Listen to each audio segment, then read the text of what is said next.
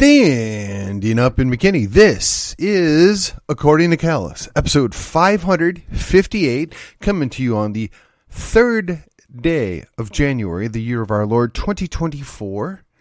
Today we're going to talk about no news.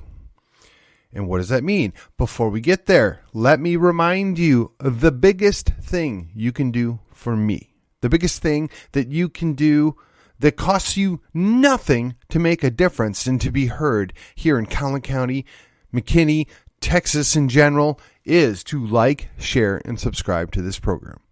Follow it. Join us on the social media. I'm on the Facebook. You have a page there. We have a group. The group is very small. Come and join us. We have a presence, some presence over in Gab and in MeWe. I joined there to come pay visits. And hey, look, you should subscribe and follow on your podcatcher of choice. The subscriptions drive the numbers and the shares. We can get this done. And for now, most of my material is still up over at YouTube. And if you're feeling particularly motivated, something that's going to take you more than 5 seconds to do, you can rate and or review this program. It all helps. We have to overcome the algorithm. The algorithm is not in our favor, not in your favor. In fact, just chuck that up to something else that just doesn't care about us. That being said, we are not bitter. We are not angry. We are not losing sleep. We will continue to fight the good fight and do what we need to do to take the stand, right? Every little bit we do helps make a difference. So, with that being said, on with the program. All right, so today we're going to talk about the fact that, to my knowledge, okay, and again, it's New Year, so I feel like maybe I need to revisit this one more time. The program is called According to Callus, which distinctly states, for the record, with every episode, that everything that is said is my opinion. It's my understanding. I do my best to do research. I do my best to follow up and talk to people and make sure I have as many facts as I can. Sometimes I have no choice but to make some assumptions or educated guesses based upon the information that I do know. And I try very hard to not just call names, not to just cast aspersions or make accusations, but to focus on what do I know, what can be proven, or what is, I guess, plain as day obvious that needs to be spoken of. And as I say, just because I told you, or just because I heard it and I've repeated it, does not mean you should take it as the gospel truth. You need to do your own research. You need to double check everything that you're told, whether it's for me or for somebody else. You should never take something on blind faith. Always investigate. Now, I have always been open on the idea that if somebody finds something out or somebody has contradictory evidence, they should make me aware of it. If you present it to me and it changes my mind or proves me wrong or however you want to phrase that, I will be the first one to come forward and say, hey, you know what? I got this wrong. I misunderstood this. I didn't understand it. Whatever the situation is, I will own my mistakes. I stand by that now on episode 558 as much as I did all the way back with episode 1. It is my hope, my sincere hope, before the month of January is over, we will surpass the 250,000 download mark. I didn't quite make it, if you will, for the end of the year, but between the holidays and just the normal taper off, we're not as close as I'd hoped. That's okay. We keep going. We march on. So here we go. On with the show. Okay. You might be aware there are a number of events, a number of occurrences of people that were in positions to have custody of your children, your school-age children, that had no business working for the school district, in a school district with children, or certainly unsupervised. Yet it has happened. Not once, not twice, but I've lost count. Now, Aaron Anderson over at Texas Scorecard has done a good job of writing articles about this and referencing these things. So if you want to know more, if you want to get details on the specifics of several of these occurrences, I highly recommend you go check out Aaron Anderson over at Texas Scorecard. I am doing all of this off the top of my head. I read the articles, I put them in the back of my head, and I move on. I do have what I would call some information that is not readily available in the papers. Now, most of that is unconfirmed. In fact, at this point, I almost believe that everything's unconfirmed because nobody's actually giving us the ability to confirm anything because they bury it as soon as it happens. So, you may recall there was at least 2 events that happened in Prosper of last year, or happened in Prosper during last year, and at least 2 to 3 events that happened in McKinney this last year. Them hit the news for a day and they were memory hold. I believe there was one out in Frisco. I seem to recall there was one in Lovejoy, and we might be going 2 years back now. But the point is, the underlying issue is there are these occurrences where there are people that are doing things to your children, to our children, that ought not be happening. Now, whether it is sexual advances, whether it is basic kidnapping, whether it is abuse, physical, or we'll call it psychological, these things are occurring by people that are in positions of trusted authority or trusted custody. Now, I want to know why this keeps happening because, look, there's 1.2 million people in Collin County. And if we just take half of that number, there's going to be 500,000 people roughly that are under the age of 18. And of that 500,000, let's just say conservatively, 40% are in school or a school, conservatively. So I want to know, what is it that we are doing to protect those children, to protect those minors, to keep them away from bad people? Well, I got to tell you, there's something being missed here. Predators go where the prey is at. You might remember for a period of time, all we ever heard about was the pedophile priests. Now, I'm not excusing pedophile priests. I'm not excusing pedophiles, period. But what I am suggesting is it was convenient for them to give you a distraction of things that occurred. And quite frankly, most of these things had occurred 20 and 30 years ago in the Catholic Church. And to be fair, I'm sure they happened in Protestant churches, though probably less likely because those guys can get married. Again, not justifying anything, not saying anything's good here, but as a percentage of the abuse and the complaints, I believe it's fair to say that it was much smaller than that of the Boy Scouts. And the Boy Scouts, to my information, is less than that of the school districts. So let me ask you, we know we have an issue. We don't know how big the issue is, mostly because they bury it. And I don't blame them because, I mean, the Boy Scouts and to some extent the Catholic Church did everything they could to bury their problems. Because predators go where the prey is at. It isn't necessarily a fault of the Catholic Church. It isn't necessarily a fault of the Boy Scouts per se, right? They did tolerate it. They did hide it. But it's not like they were actively recruiting these people, at least that we know of.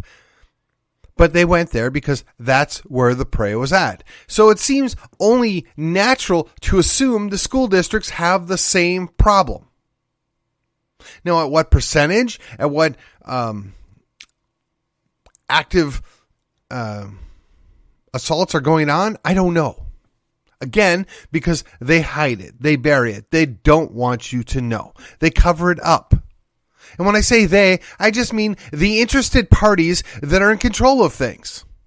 Now, so we're going to just pick on one entity because one, it's where I live, and two, there was a incident that occurred, to the best of my knowledge, within the last quarter of 2023. I don't know the details, and I'm going to be non-specific for two reasons. One, if I get a detail wrong, I don't wish to be sued. And two, we don't actually have all the information because nobody's interested in actually investigating it.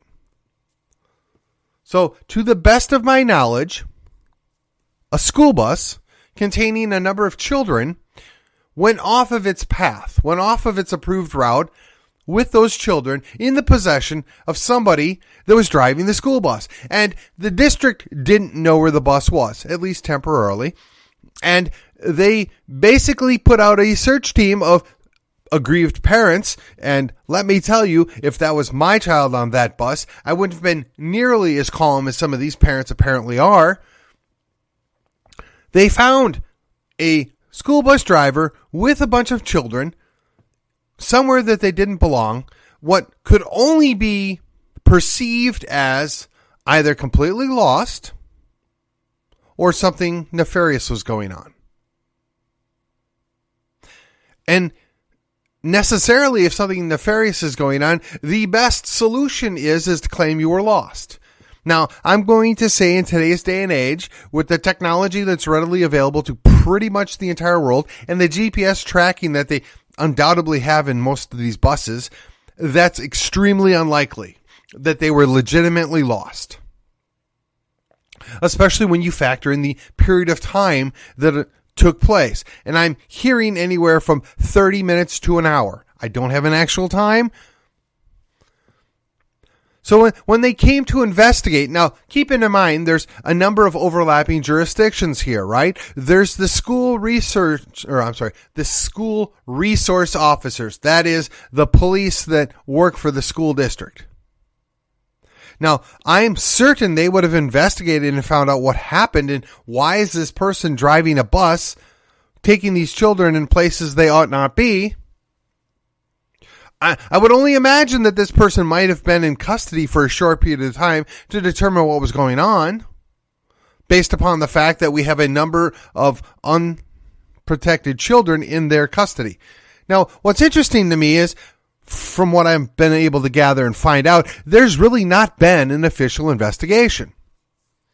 So logically, the next step would be, is it happened in the city? We're going to assume it happened in the city of McKinney, but it could have been in one of the neighboring cities as well, where they found this person that was a guardian or a person that had possession of children, not their own, was found. Now, when this person was in questioned or whatever else, they determined that this isn't the first time and that there are some questions, there's some problems with this person that was hired to do this job. Potentially having done something similar to this before. Perhaps being involved with, let's call it child trafficking, or if you prefer, modern day slavery. So my question would be, is if the school resource officer was pulled off this, they didn't want this investigation, and if the city police, which I can only assume might have been looped in at some point, didn't do anything, the question is, why? Why would you not want an investigation? Now, you could say it's politics. You could say that they're trying to protect or hide something, but why? This is a terrible thing. You don't want this happening. It would be in your best interest to come clean and, throw certain people under the bus that they were doing this and we caught them and we're going to ruin their lives, if nothing else. Unless there's going to be somebody held accountable.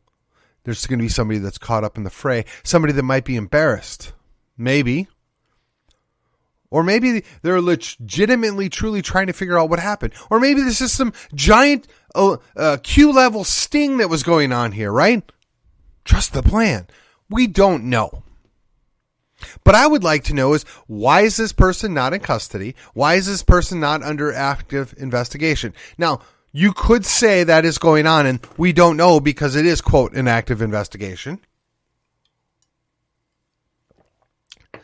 I'd be inclined to believe that, if there weren't previous occurrences that have happened in neighboring school districts that lead me to believe that they really don't care. They have zero interest in actually solving or preventing these issues. In fact, they seem to spend a whole lot of time hiding behind some form of immunity. They don't want to face consequences. They don't want to be accountable for their behavior for things that are happening on their watch. Now, I don't know if you're aware of this, but as a parent and you have a child and you turn that child over to the school district, they become a ward of the school, of the state, if you will, at that time. They have custody of your children. They are empowered to do certain things to protect your children, even if it's going against you.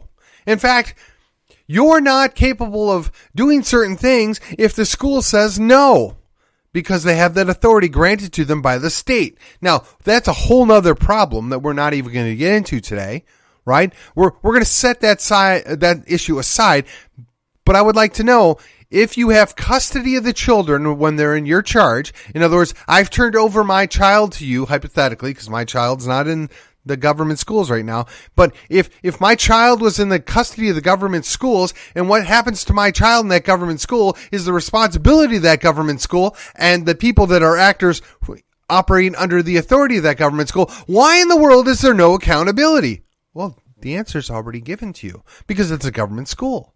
Government's never accountable. If it's not a claim of immunity, it's a claim of zero responsibility. Or we couldn't know any better. Or the greatest, they find their excuses, their loopholes. There's very little that can be done about it. So let's take one more step before we go to our conclusionary conversation here.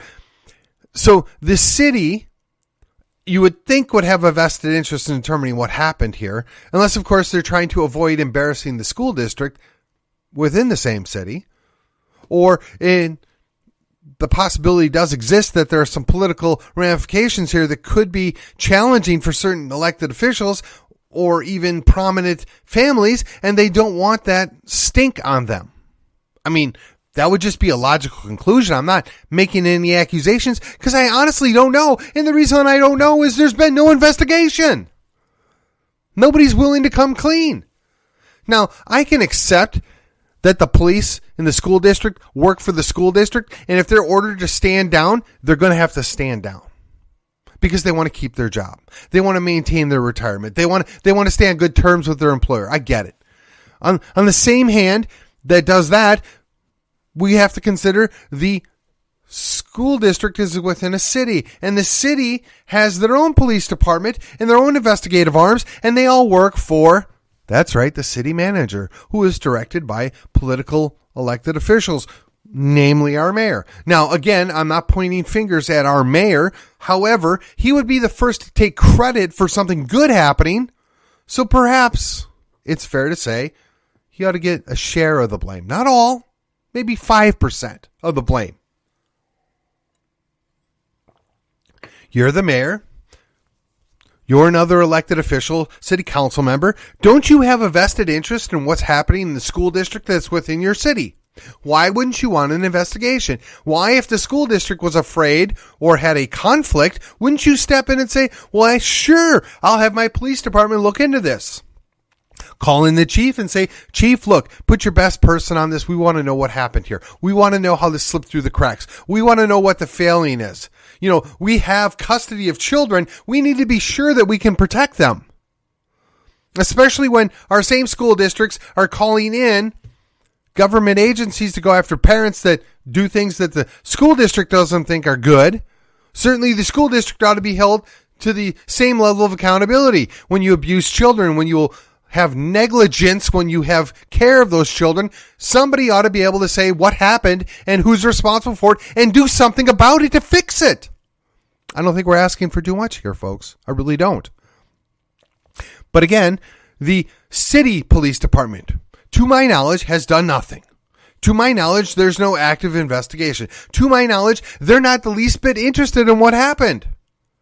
Now, I'd like to know where this person is at, what they were doing. I would like to know how they got a job. How did they get past a background check? How did they not get flagged by some kind of FBI thing? I mean, for God forbid, some dude whose former military goes to buy a rifle to go hunting, he's going to get flagged 6 ways from Sunday if he went and saw a counselor. But hey, you can be arrested for kidnapping children, and apparently you can still get a job driving a bus for the school district.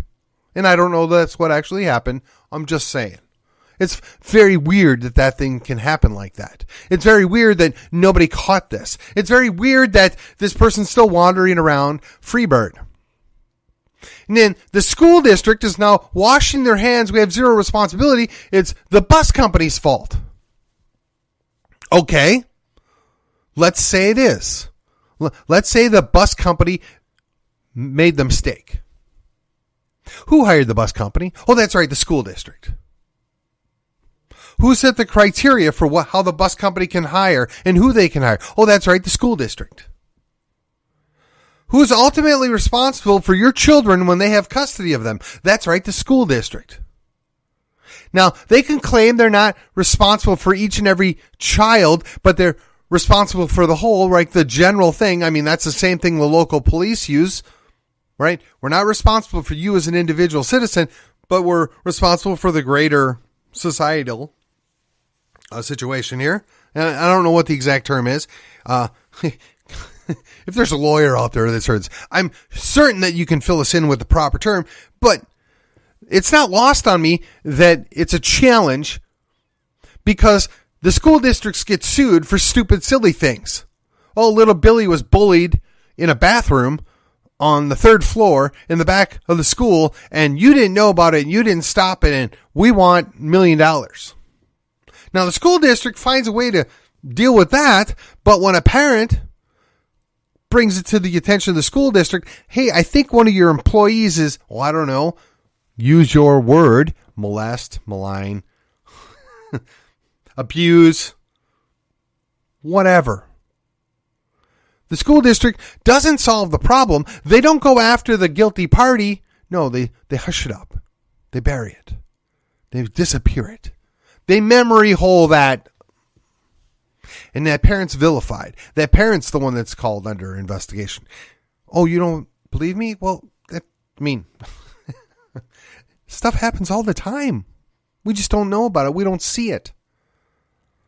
It ought to be concerning to you that the CPS can be called in on you at the drop of a hat. But if a school district loses your children, abuses your children, doesn't protect your children, or quite frankly, potentially allows them to be kidnapped and sold to slavery, nobody does a darn thing about it. How does that happen? Why is that tolerated? Who is responsible?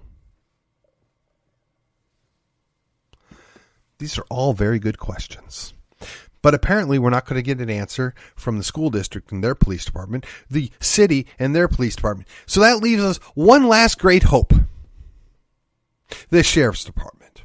Now, the sheriff's department is run by the highest elected law enforcement official in the county. He doesn't answer to anybody, but I guess theoretically to the governor, but certainly to the people that elected him. And the sheriff's department, if they have the resources, ought to step in when the city or the school district can't or won't. And if there's any perceived problems, the sheriff's department ought to be willing to step in and take it away from them. Now, I mean, we could potentially call the Texas Rangers in, but I don't necessarily believe we need state officials sticking their nose in something that we ought to be more than capable of taking care of. And I know that there's some concerns about prior administrations where the district attorney abused his power,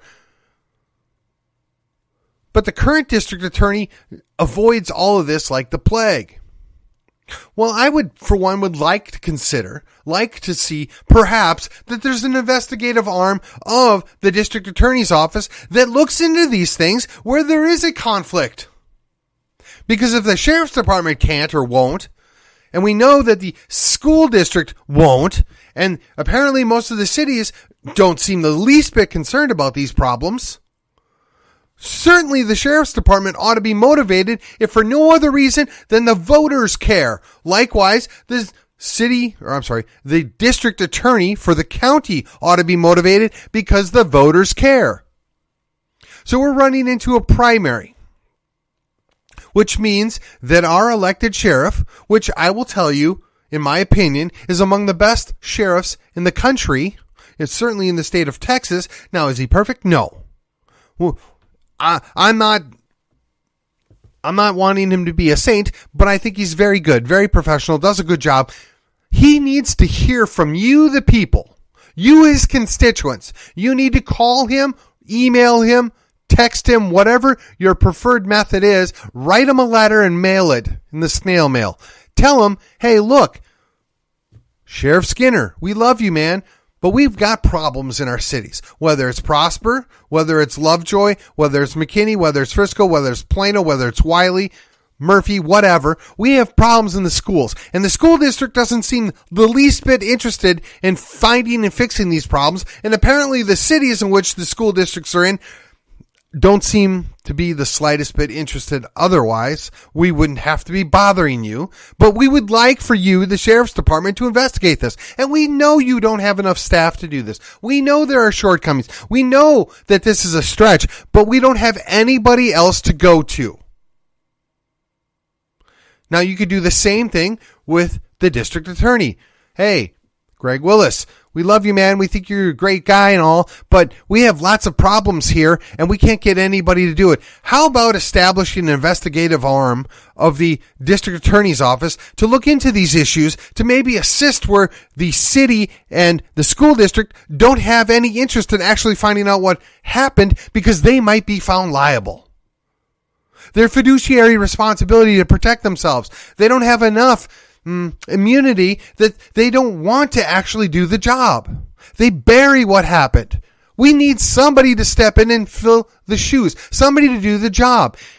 Because clearly the school district doesn't seem to be interested in doing it. Clearly the cities themselves don't seem interested in doing it. Hopefully, maybe we can get the sheriff's department or the district attorney's office to step up to the plate and actually look into what's going on. The worst part is this is not unique to the cities in Collin County. The worst part is Collin County's probably better than most. In fact, I would go out on a limb here and say that Collin County is in the top 10% of really good places to raise your family and to have your kids in the school district. That doesn't mean it can be better. It doesn't mean that there's no problems. But it does mean that for as good as things are here, I wonder how much of that is perception based on having your head in the sand. Perception based on the fact that nobody actually investigates or finds out what's going on. I'm old enough and been around long enough here in Texas that I do remember the problems they had with heroin in Plano. What's to say they don't have similar problems with, I don't know, meth? Maybe in Farmersville or Princeton. I don't know. Neither do you. Does it ever seem just a little bit odd to you that the government seems or sees fit to question everything and anything you do with your children that you birthed and are raising and are protecting, but when they take possession of your children, they don't want you to know a darn thing about what's going on with your child when they have possession of them? Seems to me the shoe's on the wrong foot. Seems to me they've made it all backwards. Now, we can't solve everything by going and yelling at the sheriff or going and yelling at the DA. In fact, I strongly recommend about yelling at them. You ought not do that. But nice letters, nice emails, a polite voicemail, right?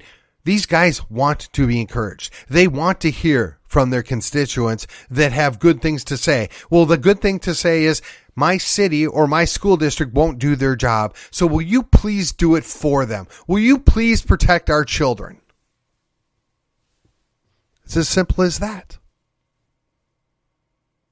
And if you doubt me, just know for every one of you that does that, they think there might be 10 or 20 more. And if you can get 10 or 20 more to do it, that means it's 10 or 20 times more than that.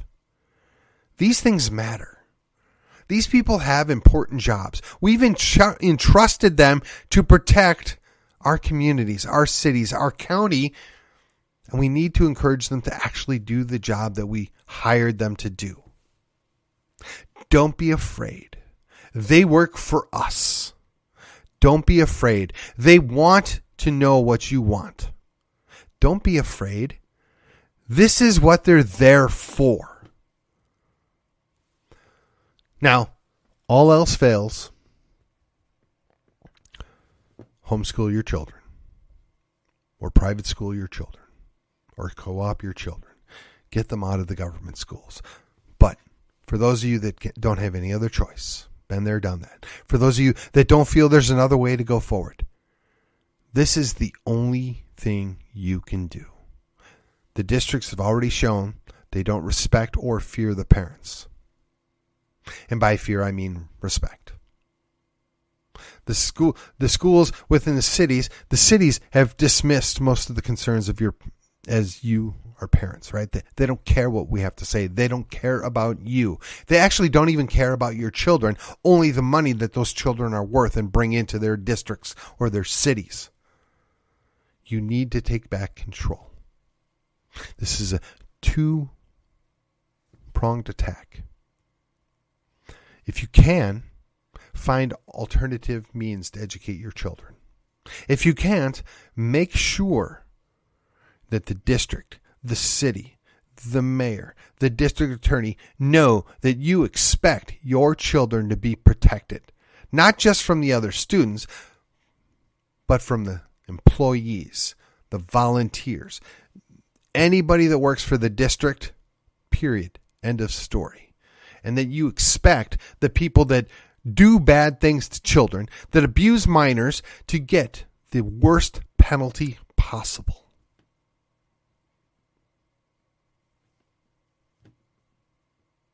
Those are the only choices you have left. And with that, this has been According to Callus, and I will see you on the other side.